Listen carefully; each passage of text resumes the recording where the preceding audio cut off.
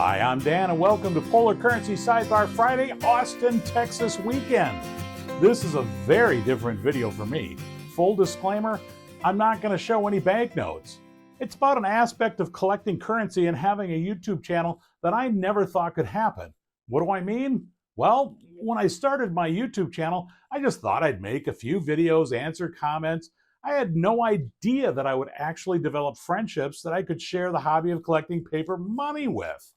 The first person that I met contacted me by email, and we started talking back and forth about obsolete banknotes. That led to phone calls, and the next thing I know, we're talking on a regular basis. My friend wishes to remain private, and I respect that, so I'm not going to give his name. He does have a fantastic currency collection, and he invited me to his home in Austin, Texas to see it, and a huge bonus here, going to a University of Texas Longhorn football game. Hook 'em horns. But those weren't the first things on the menu. My friend saw the video when I met Stuplubak at the Central States show, where Stu took me to some fantastic local restaurants in Kenosha, Wisconsin. Well, my friend took this as a challenge, saying Austin, Texas food can't be beat. Why is it that everybody's always trying to feed me? No wonder I'm 300 pounds and a walking heart attack waiting to happen. But I loved every minute of it. First things first, I had to get there. The wife was kind enough to get rid of me for a few days and drove me to the airport. Kind of busy for a Friday morning, but everything went smooth at the Minneapolis-St. Paul airport. The line at security, which is normally unpredictable, was only about 5 minutes, and I was on my way to the gate. The plane took off on time, pretty easy flight, and just like that, I'm landing in Austin. I literally got off the plane and was told I was going to Perry's Steakhouse and Grill. Well, they have a thing called Pork Chop Friday for lunch, and yeah, that's what I got. I am a huge pork chop guy, and I have to admit this was the best pork chop I've ever had. Hands down, not kidding, seriously. It was that good. And this was just lunch, day one. I am in so much trouble. The plate got cleaned, and let's see an extreme close-up before and after one more time. Excellent choice, my friend. Excellent choice.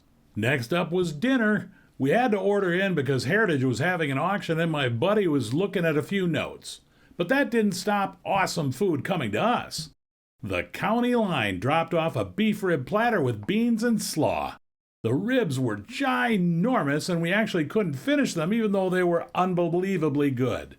Open since 1975, the county line is located on Bull Creek that flows into the Colorado River about a mile downstream and was once a speakeasy during Prohibition back in the late 20s and 30s. History. I love it. Along with those beef ribs. Saturday morning brought on a trip to Cisco's, a family-owned breakfast and lunch all-day restaurant located in a 102-year-old building. Cisco's opened in 1950 and has been a must-stop place for numerous politicians and celebrities. The place just oozed history, and I wonder if the tables and chairs have ever been changed out. I hope not. It was so cool with the classic diner in the front and tables in the back. I was told they have the best fresh hot biscuits in town, so I ordered them up. They came out piping hot and melt in your mouth delicious. Best thing about it, they serve their butter in bottles. That's not mustard, but chilled liquid butter. I totally wanted to go Dumb and Dumber with that bottle of butter. If you fellas excuse me, I gotta use the phone. My main breakfast was the migas with beef fajitas, and it was just incredible. The perfect Tex-Mex choice. After hanging out at the apartment, it was lunchtime and off we went to Dirty Martin's. Best restaurant name ever, and it's located in another historic 1926 building on the edge of the University, Texas, or UT if you're a local, campus. It's a complete classic burger joint. No frills, but plenty of flavor. The history of this place was amazing also. Just an old-school diner restaurant that has 98 years of history. We kept it simple, ordering the comeback cheeseburger with an order of tater tots and onion rings to split. And of course, I had to get a vanilla shake. It was so good I forgot to take a picture of it. We had to make a stop at the University Co-op so I could gear up Longhorn style. I didn't think wearing my Minnesota Gophers jersey would have been the right choice. So on with the burnt orange of UT. And man, was the co-op a complete cluster zoo, and it was still 5 hours before kickoff. Back to the apartment to get ready for game day, and we were off by 4 p.m. for the 6 o'clock start. We got to the stadium and I was forced to take a cart for the 3-block walk. Why? Well, because 3 weeks prior I injured my leg pretty bad.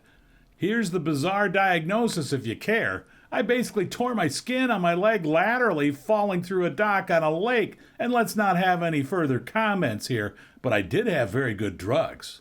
We came up on the stadium and my friend is a Longhorn booster, so we got to have dinner number 1 at the club. It was quite the spread, where I'd be grazing for dinners number 2, 3, and maybe 4 in the next couple hours. Most importantly, the place was air-conditioned. It was basically 93 at kickoff and it got hotter, so Polar Currency needed some heat breaks. I tell you, the stadium is just awesome. Arguably one of the top 10 places to watch a college football game, according to Fox Sports, is number 5. It seats over 100,000 people. Darrell K. Royal Memorial Stadium is right on the UT campus and has been home to the Longhorns football team since 1924, and they won 9 national championships.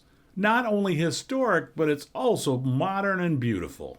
It was really cool to go to an early start because you got to see a day and a nighttime game. Have to admit, they know how to celebrate a touchdown. Before we left, we got to go down to the field and got to see the famous UT mascot, Bevo, number 15. I tell you, seeing a game like this was kind of a bucket list thing for me. Thanks to my friend, it was just one awesome experience. Well, Sunday morning came and we sat around talking paper currency before I had to go. It was really interesting to see how another collector, well, collects, and see the similarities of how we document using different spreadsheets and what information we do and don't track. I definitely came back with some ideas. Many thanks to my gracious friend. He is a proud and amazing host showing off Austin, Texas, which is a beautiful city and one of the fastest growing metro areas in the U.S. This all comes back to how I developed friendships and found a community up to talk about paper money collecting, and that's thanks to YouTube. Never saw it coming and consider myself lucky. That's it for Sidebar Friday, Austin, Texas. I know it was a different video, but so am I. As always, I appreciate your time, and if you like what you see, please hit the thumbs up button, subscribe to the channel, and feel free to leave a comment. We'll see you in a few weeks, and thanks for checking in.